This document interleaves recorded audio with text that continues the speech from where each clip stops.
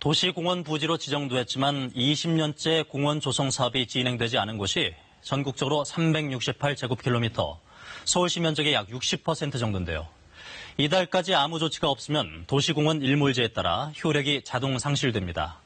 공원 조성이라는 공익을 위해 국민의 재산권을 제한할 수 있도록 한 기한이 20년, 즉 이달 말까지이기 때문인데요.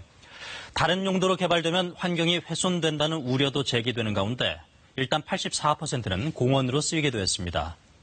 하지만 공원 조성 방식과 땅 주인들의 잇따른 소송으로 인해 곳곳에서 갈등이 이어지고 있습니다. 먼저 최선중 기자가 보도합니다. 공원 부지의 조성 방식을 놓고 갈등을 빚고 있는 충남 천안의 일본공원입니다. 토지주들이 민간 특례 개발 사업 추진을 요구하며 철조망을 설치해 등산객들이 불편을 겪었습니다. 여기가 원래 경사가 덜 지었기 때문에 철조망 치기 전에는 노인들이 많이 다녔습니다. 그리고 장애인들도 많이 다녔고. 주민투표까지 실시했지만 3분의 1도 투표를 하지 않아 무산됐습니다. 결국 민간 사업자가 공원 부지 30%의 아파트를 짓고 70%는 공원으로 조성해 천안시에 기부 체납하는 특례 개발 사업 방식으로 추진됩니다. 반대를 했던 주민이라 하더라도 좋은 의견을 가지고 있다면 그분들의 의견도 수렴해서 공원을 조성하는 게 맞다고 생각합니다.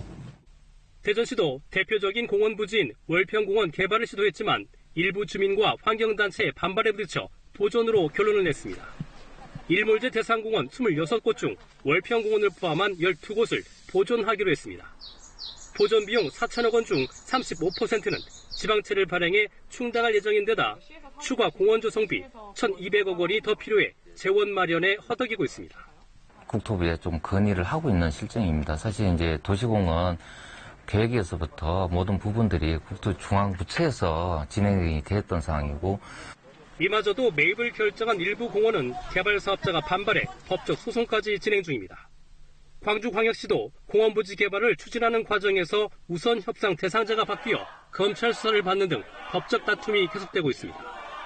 이렇게 도시공원 민간 특례 개발 사업을 놓고 갈등을 빚고 있는 곳은 전국 대상 지역 1,980여 곳 가운데 50여 곳에 달합니다. 도시공원 일몰제는 곧 시행되지만 지자체의 예산 부족과 토지주들의 줄 소송으로 자부분 끊이질 않고 있습니다. KBS 뉴스 최선중입니다.